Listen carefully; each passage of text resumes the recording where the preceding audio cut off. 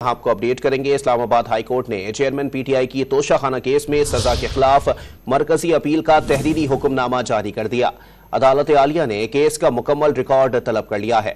मजीद जानते हैं don news के नुमाइंदे उमर मेहताब बढ़नी से। जी उमर मेहताब, बताइएगा। तोशाखाना केस सजा के खिलाफ अपील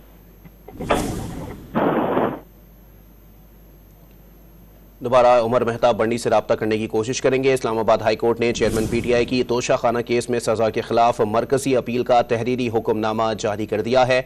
अदालत आलिया ने केस का मुकम्मल रिकॉर्ड तलब कर लिया। इस्लामाबाद हाई कोर्ट ने चेयरमैन पीटीआई की तोशाखाना केस में सजा के खिलाफ मरकजी अपील का तहरीरी हुक्मनामा जारी कर दिया है। अदालत आलिया ने केस का मुकम्मल रिकॉर्ड तलब कर लिया है। उमर मेहताब बढ़नी से रब्ता बहाल हुआ है। जी उमर, अपडेट कीजिएगा, क्या कहा गया है तहरीरी हुक्मनामे में? चेयरमैन पीटीआई की तोशाखाना केस में सजा के खिलाफ मरकजी अपील का तहरीरी हुक्मनामा जारी कर दिया गया है। इस्लामाबाद हाई कोर्ट ने चेयरमैन पीटीआई के खिलाफ तोशाखाना केस का मुकम्मल रिकॉर्ड तलब कर लिया।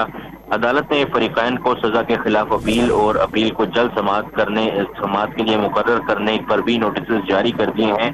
Chief justice Aamir Farooq, justice Tariq Mahmood Jahangiri ने और चीफ जस्टिस जो है उन्होंने ये हुक्मनामा जारी किया है। हुक्मनामे के में कहा गया है कि चेयरमैन पीटीआई की अपील ट्रायल कोर्ट के 5 अगस्त के फैसले के खिलाफ है।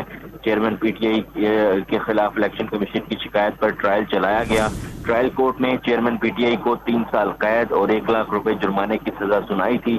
फरीकैन को नोटिस जारी किए जाएं और केस का तमाम रिकॉर्ड भी मंगवाया जाए। जी बहुत शुक्रिया उमर मेहताब बढ़नी अपडेट करने के लिए।